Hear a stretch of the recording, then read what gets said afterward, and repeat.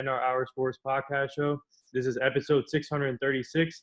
I'm joined by sports reporter Montana Lambdin. This is truly an honor, and she does amazing stuff. She's such an inspiration, and obviously you're based out of Arizona, Phoenix. So thank you for joining me early in the morning on your side. But first of all, how are you and your family doing during this tough situation? Well, thank you so much for having me. My family and I, we're doing well. We're hanging in there. I mean, I think the biggest thing that that's getting us through this is that we remember that everyone is in the same boat, and we're all feeling the same way. But I mean, it's been almost a year into the pandemic, so it is just what it is at this point. Yeah. So my first question to you is, when did you become interested in the sports industry, and who was your biggest influencer in that, and like who did you look up to while growing up in the sports reporting world? So I've been in the sports world like my entire life. It started with my grandfather, who was in the Olympic Games, and then my father was a collegiate baseball coach for the longest time, and then my brother played college baseball. My mom was a professional cheerleader. So I've really grown up in this industry my entire life, and I've always been a big entertainer. So I think that it really just fit me. I wanted to do news originally, but the more I thought about it, I thought sports were more fun and exciting, and so I really took on that side. As for like my inspirations, I have so many. I think it really just depends on the sport. I look up to pretty much every reporter that's in every different sport. But of course, my absolute favorite is Erin Andrews. Mhm. She is just amazing, and I love everything that she does. And Laura Rutledge, there's so many to name. Yeah. Carissa Thompson. Oh wow. Yeah. Speaking of the Aaron Andrews and Laura Rutledge, actually, you do definitely remind me of them too. The way you work and the way you do your interviews, and you have actually. The one thing I like about all these reporters, they have their own different styles when it comes to interviewing people. So I love your style, the way you go about it, and you you definitely remind me of Laura Rutledge or Aaron Andrews. And I've been in contact with Laura. I've been trying to get her on the show, but she's busy, obviously. So Thank you so much. I really appreciate that. That would be awesome to have her on your show. yeah. So my next question to you is going back. Take me back to your high school days, and um, take me back to your first opportunity where you got to cover these games and write, and then like interviewing these people. When did you start it, and how grateful are you to be in this position right now? Oh, I'm so grateful to be in the position I have now. It's honestly a once in a lifetime type of thing that I get to do. I'm really lucky. So in high school, I was a competitive cheerleader. I didn't really do anything like I do now. And then my freshman year of college, I went to a small school in Southern California. It was called the University of Lebron. I had a full ride scholarship. That's a big reason I went there. And they had a news program. And I thought like I wanted to do news. But I just didn't really love the university. They had a really great education, and I was getting a lot from their classes. Like I was learning how to write good stories and all that stuff. But the school itself wasn't the best fit for me. I needed to go to a big school, I felt, that had like these big sports and stuff. So I ended up transferring to Grand Canyon University, where I go now. I'm a junior.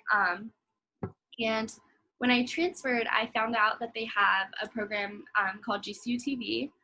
And it was so hard to find any information about GCU TV. I was searching, I was asking my counselor, like asking my professors, and no one seemed to have an answer.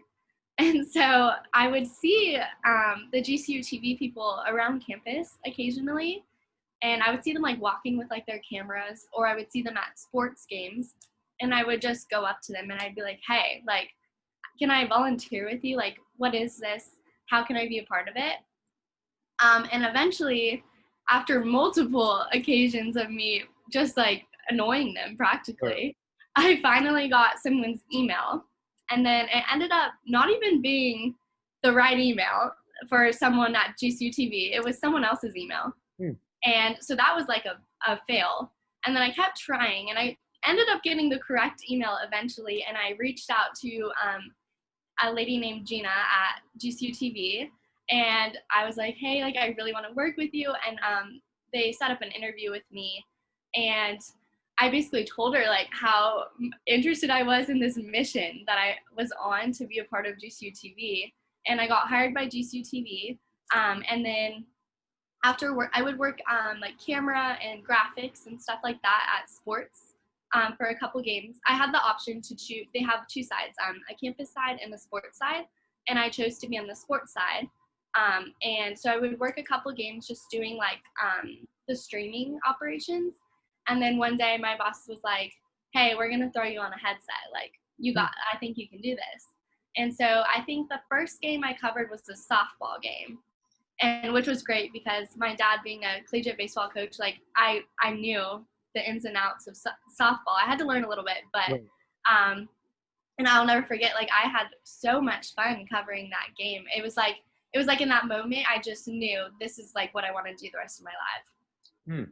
So taking back to GCU, and how grateful that they gave you the opportunity to start your journey with GCU TV. And obviously I've seen your interviews on your Instagram profile, and you try to make it fun and entertaining with them. So what's it like just before the pandemic started, and what's your experience so far at GCU, and then interviewing these players and seeing these young talent develop their games throughout their career? Oh yeah, it's incredible working for GCU. Something I really love about GCU is everything is student run. So they really give students opportunities here to do the hands-on experience, which I don't think I would get at another university necessarily.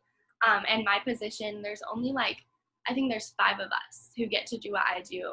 So it's really bizarre and so crazy, and I'm incredibly grateful that I have this. It's really awesome too because my bosses really work with me, and like if I want to do something and I work hard and I write it and I plan it out and I schedule it sometime and they like the idea, I'll get to run with it.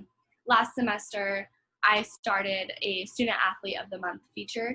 So basically, the athletic compliance, they choose student athletes who excel only in the classroom, but on the court and within the community. So I started a series where I would do like these fun interviews with them. But unfortunately, right now they're on pause because of COVID, of course. Hopefully we'll get those back and running again. But I definitely like to keep fun interviews. Those were walk-in talks.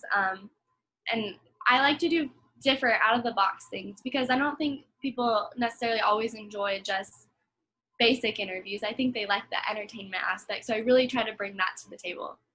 Yeah, that's what I like about you, because some of these reporters, especially in this generation, I feel like they need to bring more energetic to themselves, and that's what you do. You bring a lot of energy, and and these players, I guess they get a kick out of it too when you ask them these questions.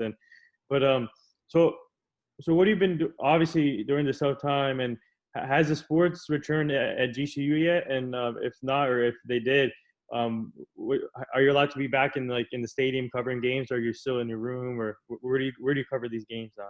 Yeah, so our sports finally are back. We just started basketball season maybe about a week or 2 ago.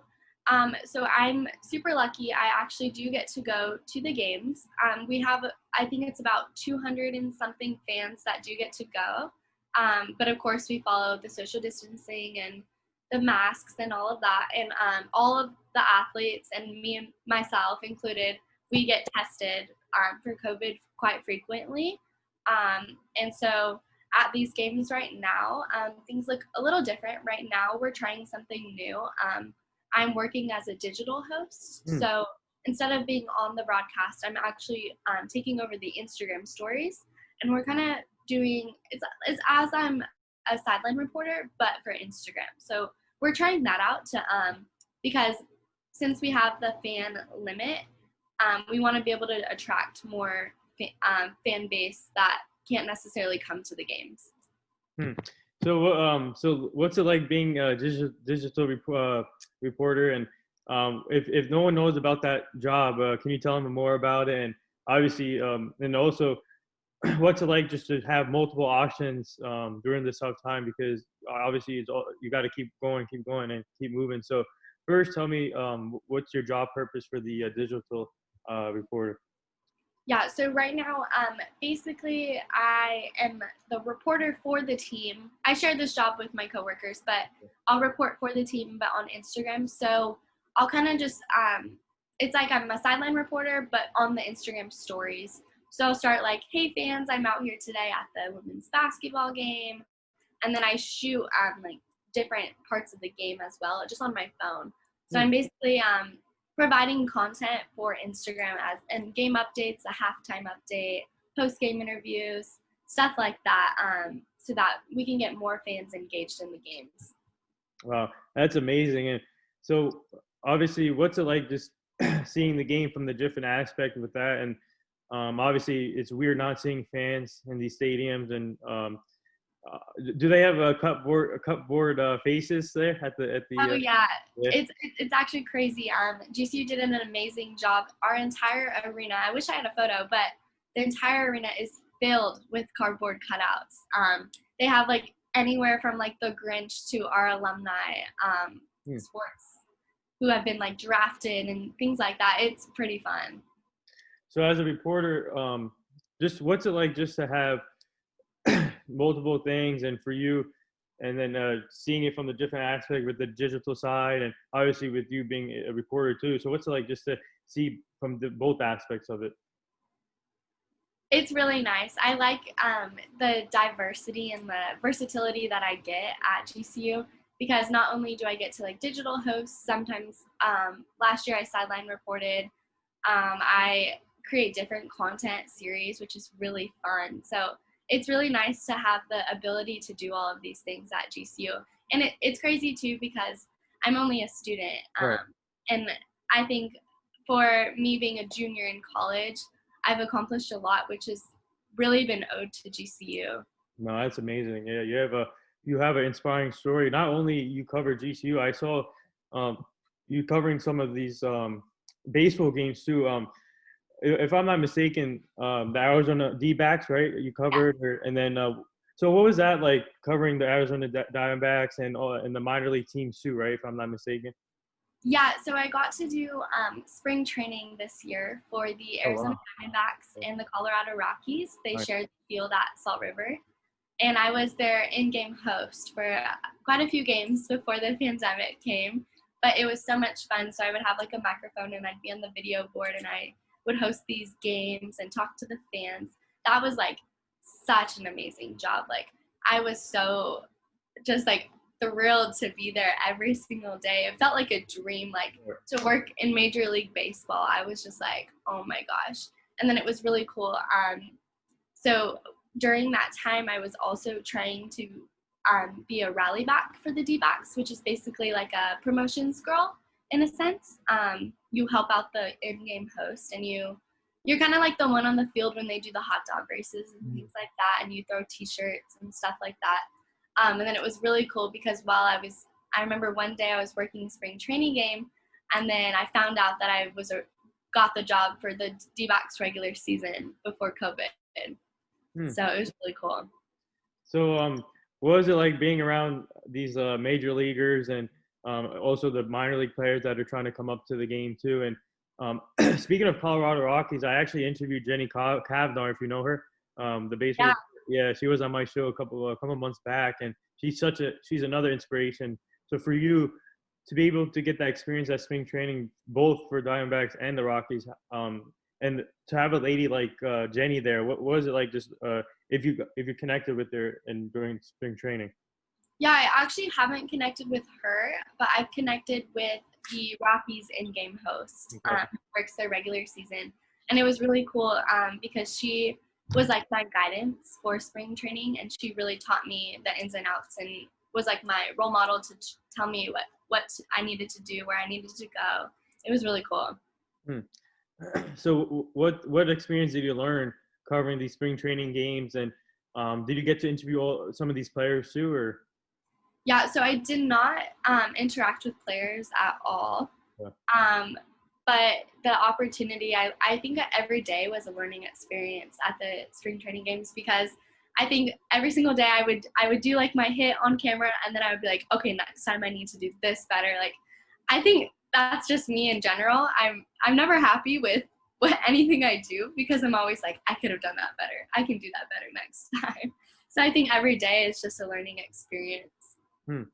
So I got to ask you, since you're from Arizona, so what do you think of the Arizona Cardinals and the Phoenix Suns? Start with the Cardinals because obviously they're struggling right now, but they're a great young team developing, and obviously Kyle Murray and DeAndre Hopkins. I love that team and the coaching staff. So what do you like about the Cardinals' future?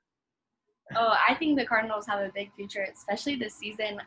So last season, I actually worked for the Cardinals. Oh wow. I worked in their scoreboard department. So I would run like the ribbons during the games and do a couple other things as well. So going to those games last year, and then now I watch the game because of COVID. I'm not working this season, but watching the games this year, it's like insane to see the difference that this team has made. Like I am like, oh my gosh, like, and I'm jealous. Like I want to be at those games right now because they're doing so well, and I'm so happy to see that. Hmm. Man, I gotta say, you've been all over the place. You're only a junior in college, and you already have a lot of experience. I'm surprised that no one talks about you more. That Thank you. you should put your story more out there. And like I said, you should. For you, I think you need to reach out to Laura Rutledge yourself and Aaron Andrews to make those connections, because if you do, then you'll be there. And with your story, man, it's just amazing what I'm seeing from you. So it's like, Thank you so much. yeah, That means the world to me. yeah, to be able, like, for you to be a student, right? Yeah, First I'm of all, still in college. This is my college apartment that I'm in right now in campus housing.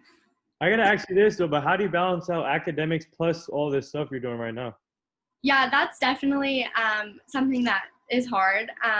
This semester has probably been the easiest for me because I haven't done as much as I normally would. But I think the pressure kind of helps me do better because I will procrastinate my schoolwork and then I'll be able to get it all done right away. But it's definitely a struggle to try and balance it all, and I have to really prioritize.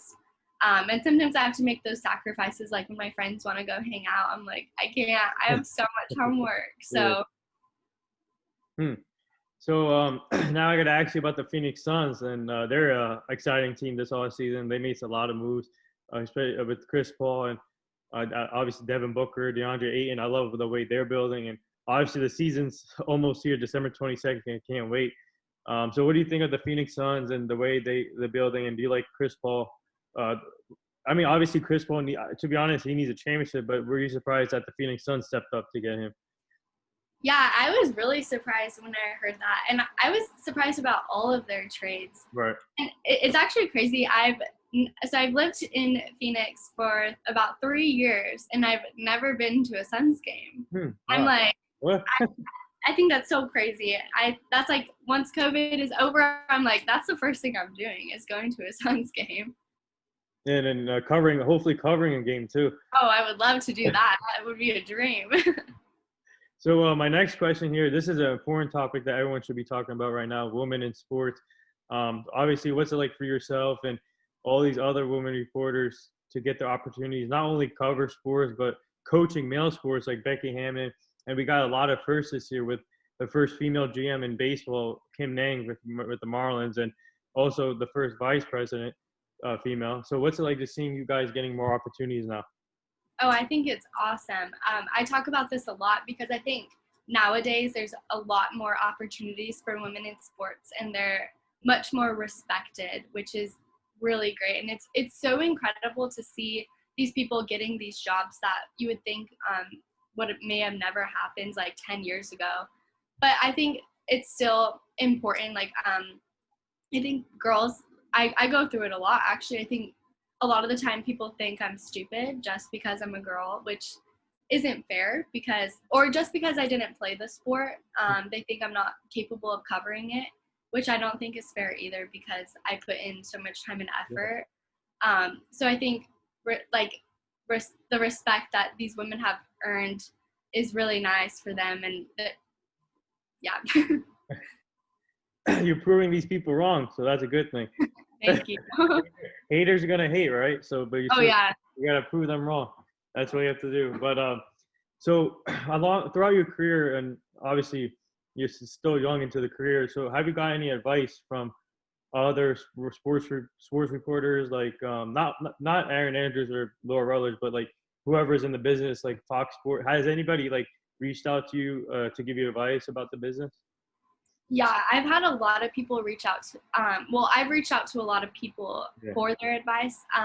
I did an internship with the Western Athletic Conference, and Rachel Vigil, who is there on Air Talent, she has really helped me from day one.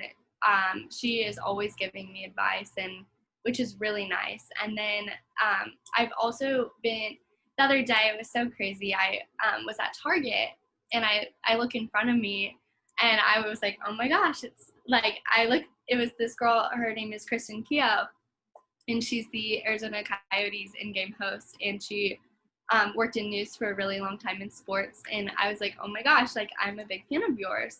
And then we got to talking for so long, and she gave me so much advice. And I've also reached out to just other people who live in the Valley and who work in sports, and it's really nice. It's crazy how small the sports world actually is. Or I'll connect with people through Instagram, and I'll just shoot them a DM like, hey, like, do you have any advice? Like, what, or even when a lot of like the very well-known reporters, they'll ask me a question on Instagram, and I'll be like, what's your advice for this? And I'll type it in. So it's really cool how those opportunities come. So speaking of networking and connections, what's it like now in this generation, all these podcasters like me and utilizing these platforms, and for you getting to, when you get interviewed or when you're interviewing someone, so what's it like just connecting with all these podcasts and other reporters out there right now? Oh, I think it's so great because, like I said, sports world is so small. So being able to connect with others it's just a good feeling, because I think people really relate to you, and they understand, like, it's a small world. So now I do this rapid fire segment with all my Okay. guests. They come on the show. You ready for this? I'm ready. All right. Have you considered doing your own podcast? Yes, Okay. I Uh, have. any traction to that, or? Recently I've really been thinking about that, and part of me is like kicking myself that I didn't do it sooner, like during quarantine and all of that. But it's still something in the back of my mind that I would have to figure out more, but I'm definitely interested in doing my own. Kawhi Leonard's laugh or Kevin Hart's laugh? Kevin Hart's laugh. Favorite food? Oh, I'm gonna have to go with pizza. Favorite music? I like all music. That's a tough one. What was your most memorable game that you covered, and most memorable interview you've done? Probably the most memorable game was my first spring training game. That was just blown out of the water. Favorite interview I've done? I really like, that's so hard. I love them all. I really liked Move-In Day. I did a Move-In Day video with the baseball team and the basketball team, and I was kind of just like roasting them, which was really fun. And then I did a shoot around with one of the men's players, JJ Rhymes, which was really fun because we were playing like a game of horse, and it was so fun just to have those interviews. I gotta ask you this. So since we confirmed this interview, how many podcast requests have you gotten after this? Oh my gosh, I've gotten a couple more. I was like, wow, like I felt so honored. Thank you. Yeah, I got I think I'm sure some of my friends reached out to you also for an interview. So. They did, yeah. So my next one here. So what I gotta ask you, what's the future for GCU sports, and what do you like about each sport and their talent? Obviously, you're there on a daily basis. So for the people who want to go there, what would you say to these recruits or about GCU and their talent and the way they're going? Yeah, I think GCU is incredibly talented. Our baseball team is insanely talented. We have so many people drafted every single year. There's constantly more talent being brought in, and I think that team's going to go really far this year. And then our women's basketball, we just got a brand new head coach, Molly Miller. She is amazing, and she's really transitioning the program. Right now, our men's and women's team are both undefeated. And then we also, for our men's team, we got head coach Bryce Drew, who has just really turned the program around as well. And it's really exciting to see that both of those teams are being undefeated right now. Because it's one of like, there's like, I think maybe 20, not even 20 teams whose men's and women's teams are both undefeated right now in college basketball. Oh, wow. So in the right now, as you speak, GCU basketball, or both teams are undefeated right now. Yeah. Wow, that's amazing. For both of those are the only that are undefeated. Yeah. How's the football team there? So we actually don't have a football. Oh, you don't have a football team. Unfortunately, yeah, no. Man, that's so weird. Have you guys put in the petition yet to put in a football team there? I wish we could. I'd be the first to sign that. I'm surprised. That's the first time I'm hearing about that. But when it comes to basketball team, do you think both men's and women's they have a chance to get into this? If they do finish the season, do you think they have a chance to get into the tournament? Yeah, I think so. I think both teams, they're really doing well so far, and I'm liking what I'm seeing from them right now. And I think they are all putting the extra work in every single day. So I think that there's a lot of potential in both these teams, and with the new coaches added, it's really made a difference. Where do you see yourself in the next 5 years? Oh, that's a tough question. I don't know. I'd love to host a show. I'd love to work for a network. I'd love to sideline report for a major network, maybe work for Fox Sports Arizona. Literally anything in the sports world, I'm ready for it. So obviously, how as a reporter, how weird is it not seeing fans in sports right now? And obviously, in football, obviously some teams have fans, but what's it like not seeing the full fans? And hopefully by next year we get to see fans in there. But as a reporter, what's it like not seeing fans? And yeah, it's definitely really odd.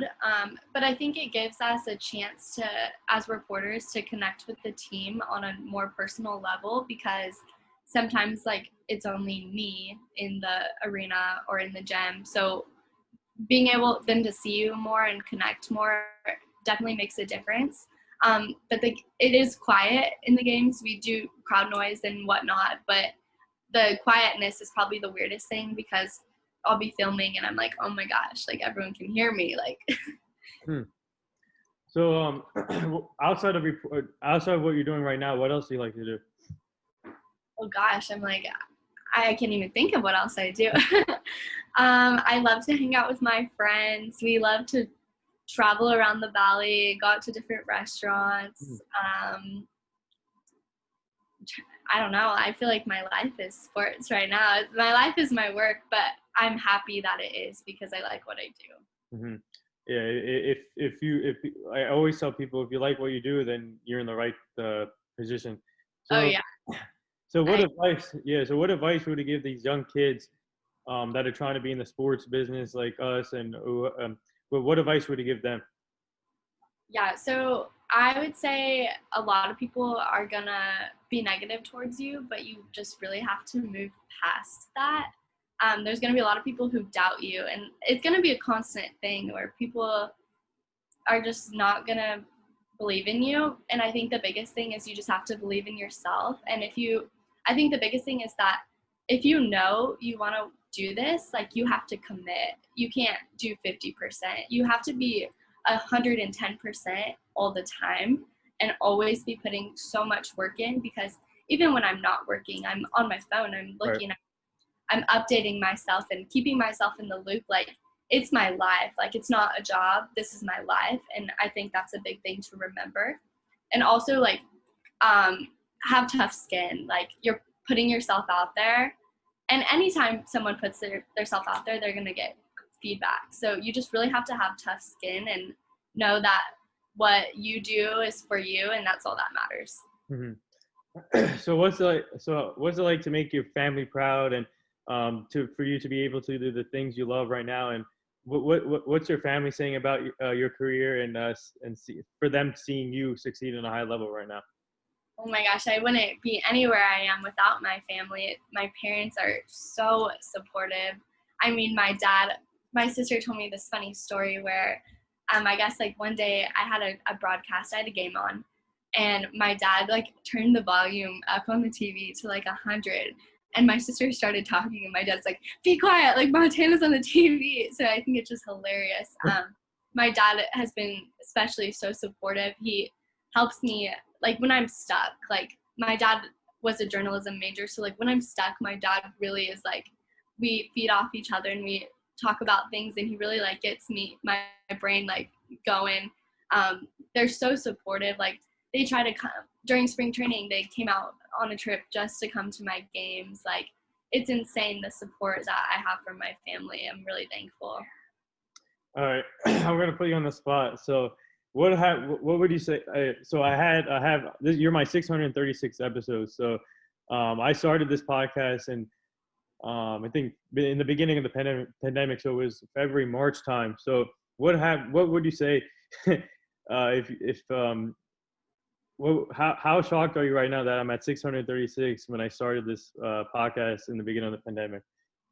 So I actually did some research on you, and I was like, oh my gosh, like to do that many episodes from this short amount of time, like that is so impressive. Like you should be so proud of yourself. Yeah. And you have like some amazing people on your show. I think that is incredible.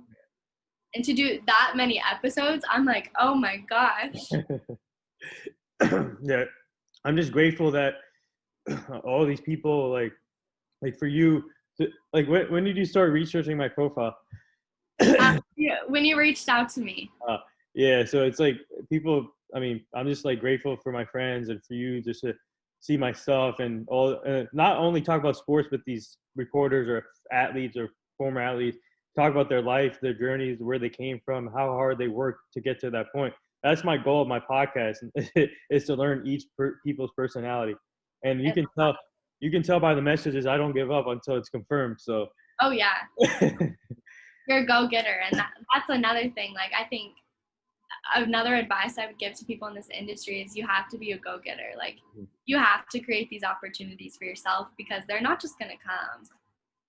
So I'm gonna put you on the spot again. So all right, what players should we be looking out for at GCU basketball and baseball?